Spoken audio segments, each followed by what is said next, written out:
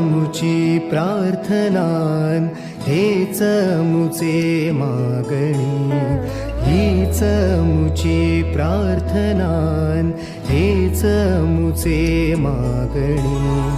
माणसाने माणसाशी माणसासम वागणे.